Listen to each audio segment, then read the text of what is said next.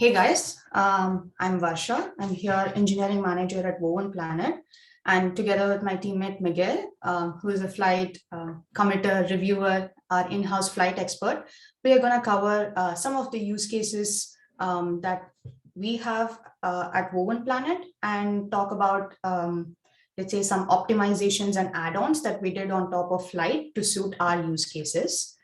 Who are we? We are from the level 5 org of Woven Planet, and Woven Planet is a software first subsidiary of Toyota. We were initially with Lyft, and about 8 months back, we were acquired by Toyota, and now here we are. And what do we do there? Our org and our team, all of us are focused on building a full self-driving system. So everything that goes around autonomy, stack, perception, labeling, we are responsible for all of those. And specifically, Miguel and I, we are part of the infrastructure org, whose main responsibility, is to provide with compute resources, ingestion pipelines, providing data orchestration frameworks, machine learning infrastructure, to name some of the few, systems that we are responsible for. And today we're going to talk in detail about why we chose Flyte, what is it that Flyte offers that other frameworks out there that couldn't. Before I dive deep into a quick overview, just like how every other use cases, like it should have a very interactable UI. We should be able to run, let's say, a subgraph of the entire DAG. Other features like support caching. These are all the common requests that even our customers had. But apart from it, some of the very tailored use cases for autonomous vehicle and in this side of the field are we have a lot of C++ code, and a good chunk of our code are still in a mono repo, a huge mono repo. So the solution that when we were evaluating in 2019 were Flyte, Airflow, and Pachyderm. So around that time, we were looking who is the best suited to help us with mono repo integration.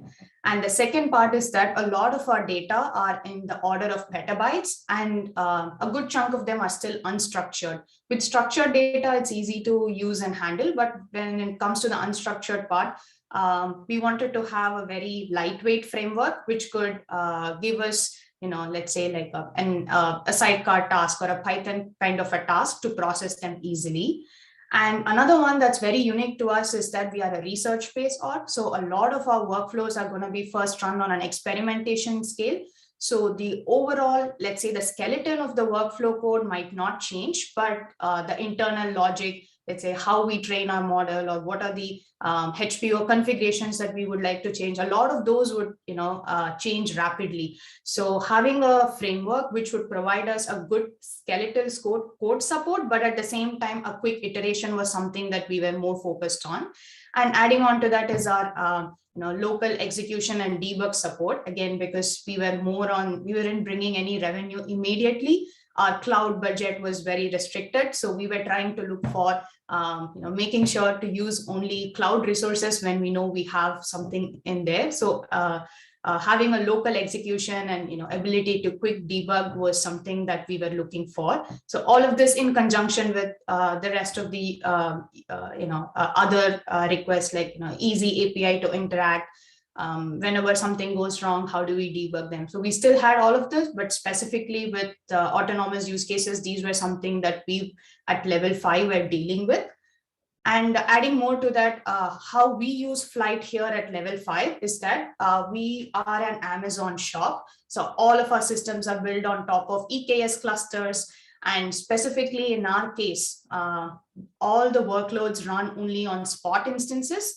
And then, we would switch to on-demand unless, and of course, it's a really high priority workflow that has to be run. So our support with Spot and, when Flyte runs on Spot instances, that was super important for us.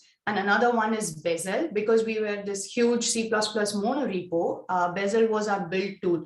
So the solution that we were going to choose has to be integrated with Bazel and to end user, to our actual, let's say ML engineers or data scientists, to them when they interact with the workflow, it should be just another additional Bazel command. Other than that, they shouldn't really worry much about rest of the APIs. And because we deal with a lot of data, another solution that we have is data processing frameworks. And we chose Apache Spark was as one of our data processing frameworks. So Spark also had to work with the system that we choose. So, with all this in mind, we went with Flyte and couldn't be happier. And a few other things is that we use BuildKite. So whenever a workflow, gets promoted to production, we have BuildKite pipelines, which will trigger these Flyte workflows and, go through the entire pipeline and, upload our final models to Artifact. And because we are very tied to Kubernetes, a good chunk of all of our Flyte deployment files are written in Terraform, and we have our internal system which would deploy Flyte to us in almost all regions that we support our EKS clusters in. Okay, so maybe one more quick overview of some of the things that I'm talking. So in a very, very high level, this is how, some of the work that our engineers do look like. They're going to have a lot of interaction with data. Then we have our own data set libraries that we've written on top of Flyte. We have some of our machine learning training frameworks and orchestrator. Again, we use a combination of Flyte and other cloud providers there, and the evaluation and deployment. So in a high level, this is what you say the work we do. And in here, I'm going to share some insights as to what we have here at level 5. And this data is as of Q4 2021. We have over 25 plus projects, and up, I guess, close to in the last 2 years, we've run close to now 800K workflows and millions of task executions. And, despite Python being the favorite one, all of our engineers get excited about Spark task. And the most anticipated task, just like how Ketan, you were talking, our engineers are looking forward to, trying out map task and moving some of our Spark to map task, because I would say just like how sought after, Spark task is also the most abused solution that we have in production. So yeah, in a nutshell, this is where we are with Flyte.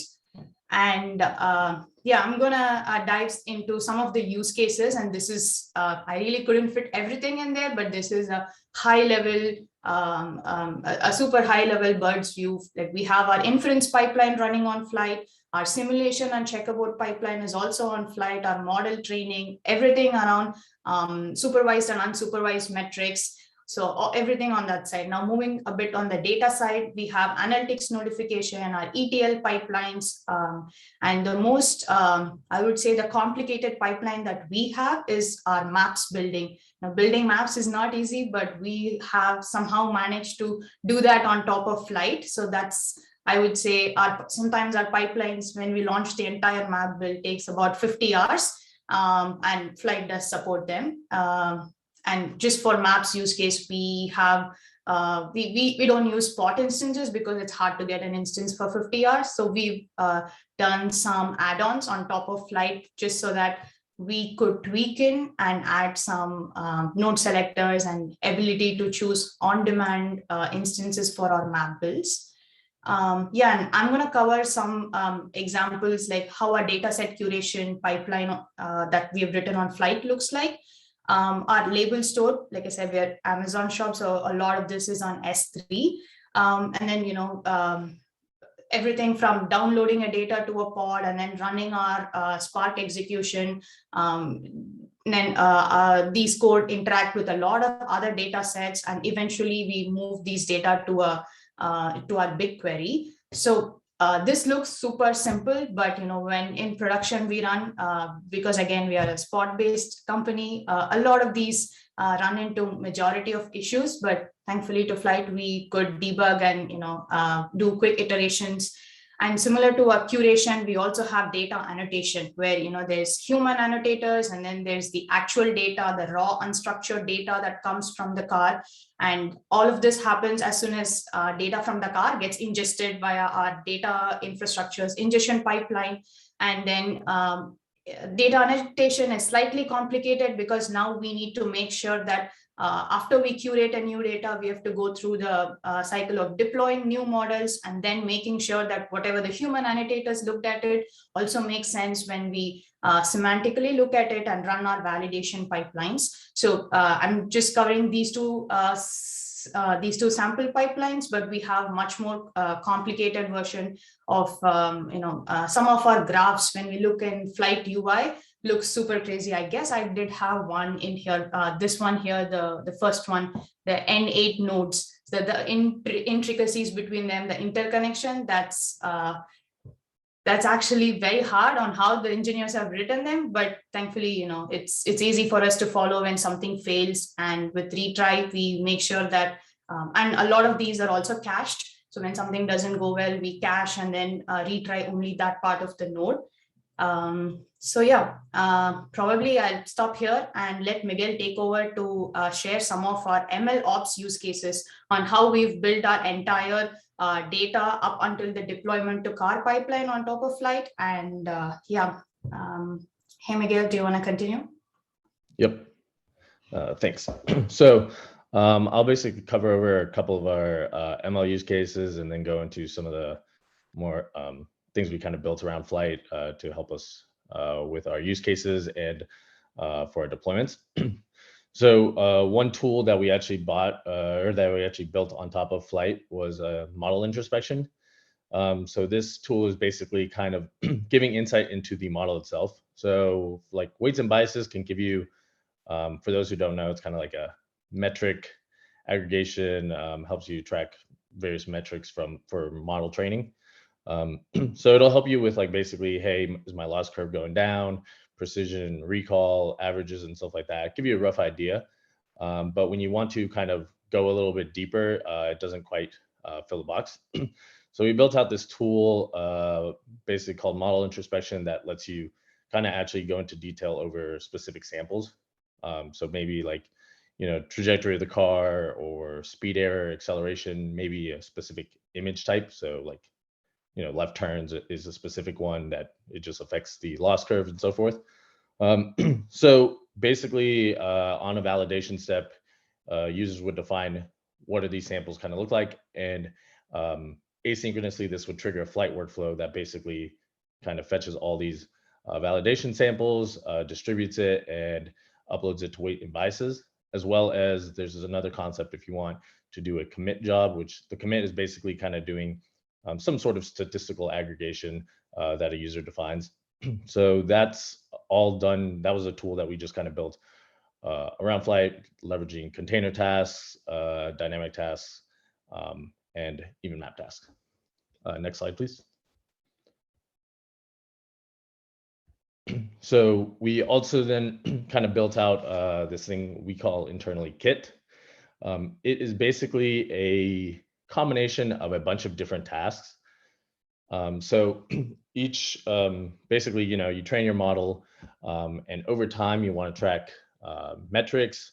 You want to see regression. So for example, some commit made it in, and then all of a sudden you have a runtime regression. So you can go back and historically look at what's going on. And these basically models get trained, nightly or on whatever schedule you want to do.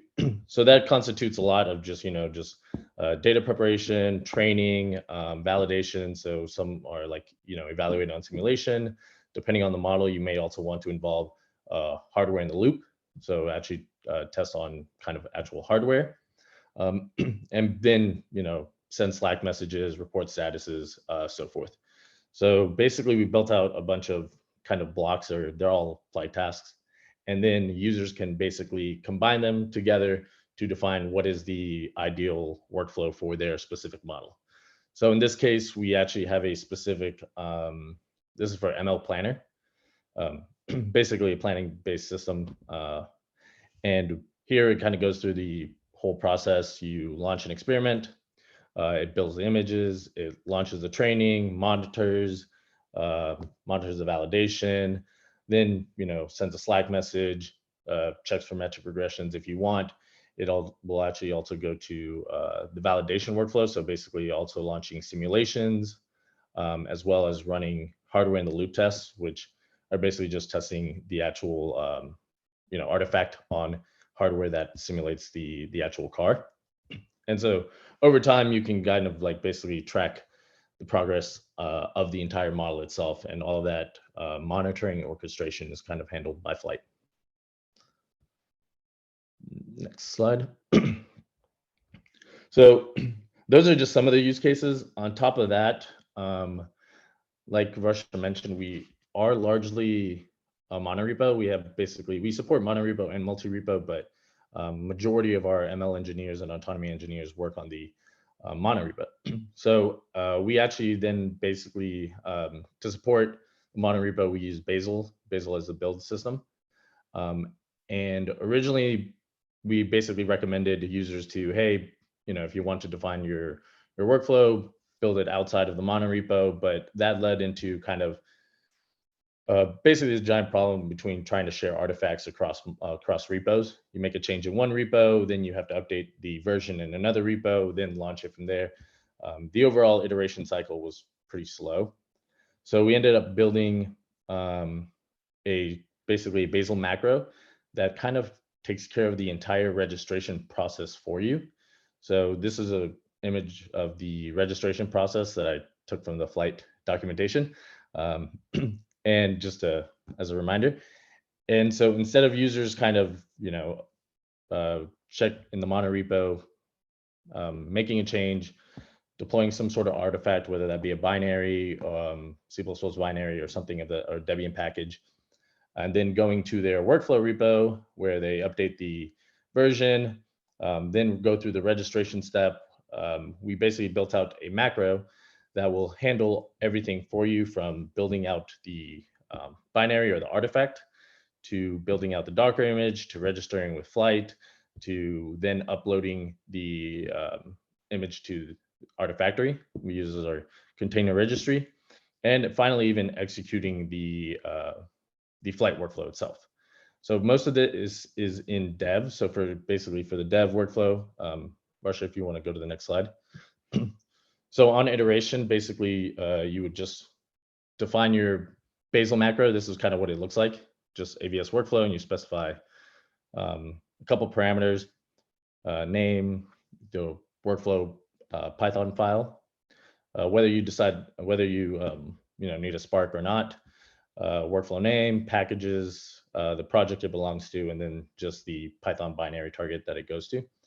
And locally, basically users would just kind of iterate, run the Python binary itself with Flyte local development. Then once they're ready to run it at scale in the dev environment, this would automatically just register it in the dev and then launch the workflow.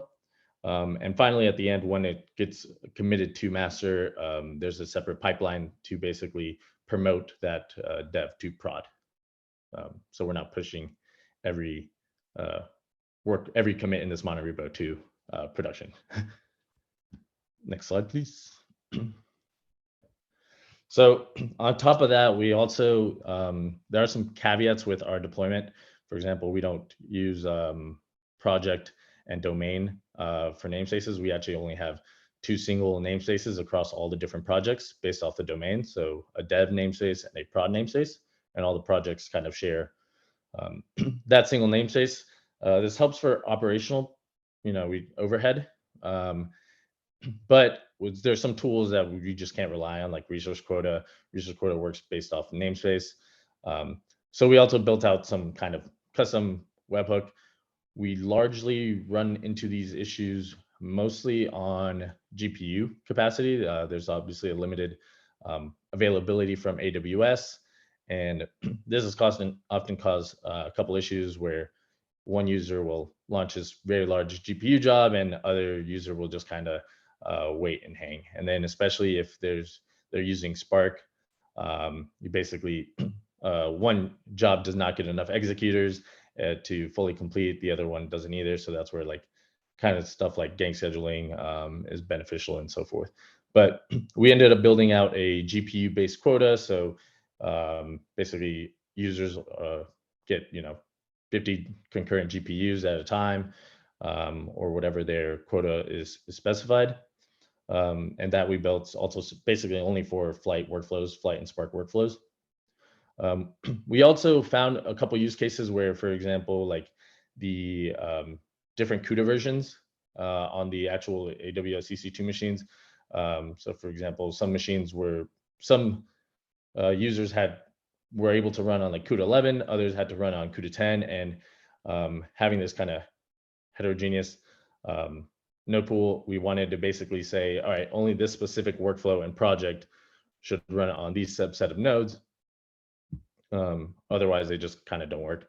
And basically, we built out as part of the webhook, we also built out custom rules that basically just use different node selector and node affinities to land specific workflows and projects on specific nodes. So I saw in the chat, there was kind of talk about the pod templates. So that would also kind of allow us to deprecate that, the K8s webhook. And then we also basically have a scheduled workflow that helps us with kind of reliability metrics. So we basically take kind of the Flyte database, all that content, offload it to our analytics pipeline, and build out a bunch of dashboards so we can actually see which projects have the most success rate, which workflows actually tend to have more success or failures, time duration. So we can even be proactive with our users and kind of say, hey, 30% of your workflows are failing. Is something off? And sometimes we have actually found that with one of the Spark tasks, they were like introducing a shuffle step that was basically kind of complicating things especially with spot instances. So that would cause just basically a lot of rework to be done. So we went in and fixed that. As well as finally, Wicker. Wicker is like an ML dataset storage and serving. So basically you can define a schema, and essentially Wicker will basically just efficiently load data in. It's based off, uses Apache Parquet or Apache Arrow on the back end, or as a data storage format for serving. But then for actually writing to the database, it basically parallelizes a lot of that work with Flyte map tasks and Spark. So those are kind of the tools that we, I guess, added on to Flyte and were built on top of Flyte. And I think that's about it. I don't know if there's any questions or anything at all that we can kind of help answer. That's an awesome presentation. Thank you, Miguel and Varsha. Folks, any questions? I had one thing, Miguel and Varsha. I don't know if you guys have seen intra-task checkpointing. We actually did not write about it a lot, but that's merged in January, and it's available.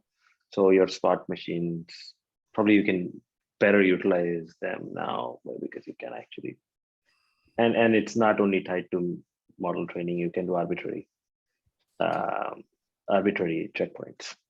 But you, of course, your code has to be ready to retrieve from the checkpoint or update or restart from the checkpoint rather. The retrieval part is handled by Flyte, but the restart to your code has to be there. I see. Is that similar to, I guess, how cache basically kind of skips because we basically been using kind of caching as the inter checkpoint for these large workflows? Yeah, for inter, right? But within, let's say you're running a training step or a distributed training step and it's pretty large and you want to now just recover from a model checkpoint, you can. What it does is you can decide what you want to checkpoint. Let's say in the model training case, it's classic because most of the training frameworks support checkpointing. But let's say you are running an iterative loop on 1 million files, you can checkpoint every 10,000 files or 1,000 files or whatever. And next time when you start, you can skip to the last known checkpoint and then continue processing. And so it's very, and it will handle that. It understands part and all of that, right? It just gives you the right sort of paths. Okay, awesome. Yeah. I'm also very interested in Wicker because he has been working on the structured data set, which has a very interesting property. Flight schema was already Parquet with Arrow, but there were some limitations. And actually, working with Brian Dobroy from your team, he had some requests for certain things within schema. And so I actually ended up writing structured data set, which is going to be the default way of doing schemas from 1.0. And so that has some really cool capabilities like streaming data and so on. So you should probably look at it. And I think Wicker also should be open source pretty soon. I guess they are in the final step of approval or something. So as soon as they do that, we'll share that with you. Oh, that's fantastic. Amazing. Yeah. Any questions? If not, let's hand over to Fabio, maybe. All right, Thanks. Fabio, And all yours. yeah. Thank you, Varsha. Thank you, Miguel. That was amazing.